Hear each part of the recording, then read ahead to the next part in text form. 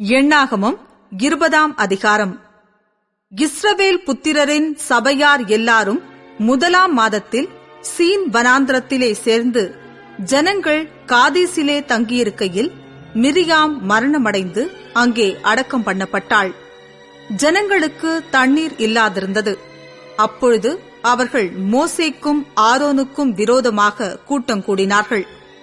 ஜனங்கள் மோசேயோடே வாக்குவாதம் பண்ணி, எங்கள் சகோதரர் கர்த்தருடைய சன்னதியில் மாண்டபோது நாங்களும் மாண்டு போயிருந்தால் நலமாயிருக்கும். நாங்களும் எங்கள் மிருகங்களும் இங்கே சாகும்படி நீங்கள் கர்த்தரின் சபையை இந்த வனாந்திரத்திலே கொண்டு வந்தது என்ன?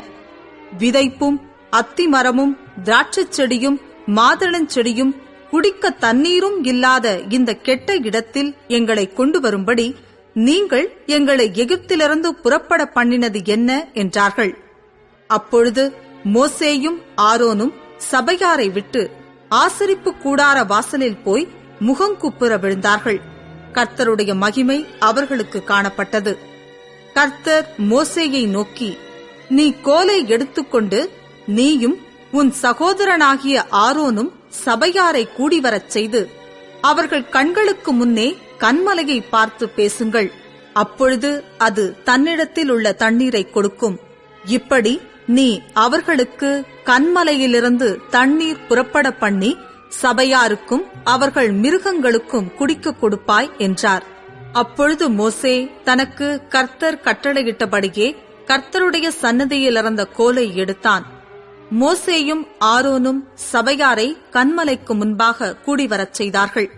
அப்பொழுது மோசே அவர்களை நோக்கி, கலகக்காரரே கேளுங்கள், உங்களுக்கு இந்த கன்மலையிலிருந்து நாங்கள் தண்ணீர் புறப்பட பண்ணுவோமோ என்று சொல்லி தன் கையை ஓங்கி கன்மலையை தன் கோலினால் 2 தரம் அடித்தான்.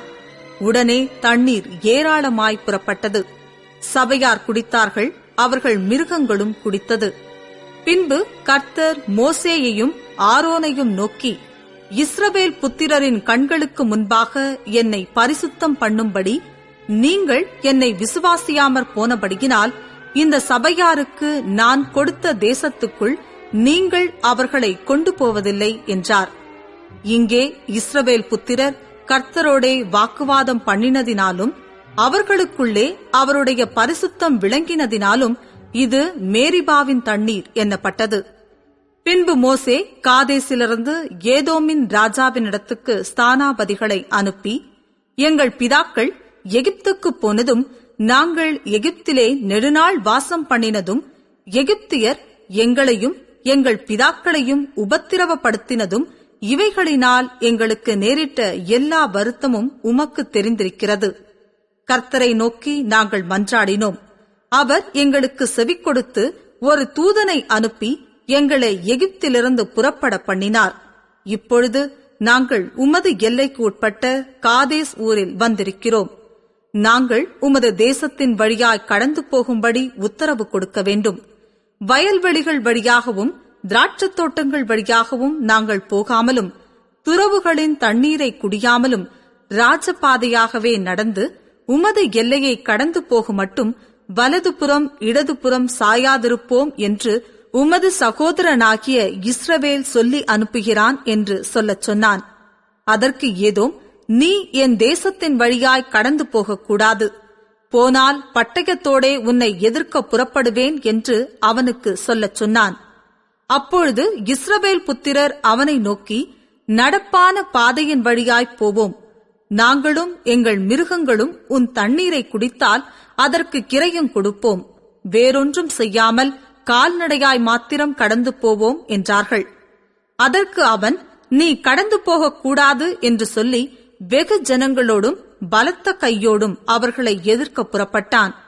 இப்படி ஏதோம் தன் எல்லை வழியாய் கடந்து போகும்படி இஸ்ரவேலருக்கு உத்தரவு கொடுக்கவில்லை. ஆகையால் இஸ்ரவேலர் அவனை விட்டு விலகி போனார்கள். இஸ்ரவேல் புத்திரரான சபையார் எல்லாரும் காதேசை விட்டு பிரயாணப்பட்டு ஓர் என்னும் மலைக்கு போனார்கள். ஏதோம் தேசத்தின் எல்லைக்கு அருகான ஓர் என்னும் மலையிலே கர்த்தர் மோசேயையும் ஆரோனையும் நோக்கி, ஆரோன் தன் ஜனத்தாரோடே சேர்க்கப்படுவான். மேரிபாவின் தண்ணீரை பற்றிய காரியத்தில் நீங்கள் என் வாக்குக்கு கீழ்ப்படியாமற் போனபடியினால் நான் இஸ்ரவேல் புத்திரருக்கு கொடுக்கிற தேசத்தில் அவன் பிரவேசிப்பதில்லை. நீ ஆரோனையும் அவன் குமாரனாகிய எலெயாசாரையும் கூட்டிக் கொண்டு அவர்களை ஓர் என்னும் மலையில் ஏற பண்ணி, ஆரோன் உடுத்தியிருக்கிற வஸ்திரங்களை கழற்றி அவைகளை அவன் குமாரனாகிய எலெயாசாருக்கு உடுத்துவாயாக. ஆரோன் அங்கே மரித்து தன் ஜனத்தாரோடே சேர்க்கப்படுவான் என்றார். கர்த்தர் கட்டளையிட்டபடியே மோசே செய்தான். சபையார் எல்லாரும் பார்க்க அவர்கள் ஓர் என்னும் மலையில் ஏறினார்கள். அங்கே ஆரோன் உடுத்திருந்த வஸ்திரங்களை மோசே கழற்றி அவைகளை அவன் குமாரனாகிய எலெயாசாருக்கு உடுத்தினான். அப்பொழுது ஆரோன் அங்கே மலையின் உச்சியிலே மரித்தான். பின்பு மோசேயும் எலெயாசாரும் மலையிலிருந்து இறங்கினார்கள். ஆரோன் ஜீவித்து போனான் என்பதை சபையார் எல்லாரும் கண்டபோது இஸ்ரவேல் வம்சத்தார் எல்லாரும் ஆரோனுக்காக 30 நாள் துக்கம் கொண்டாடினார்கள்.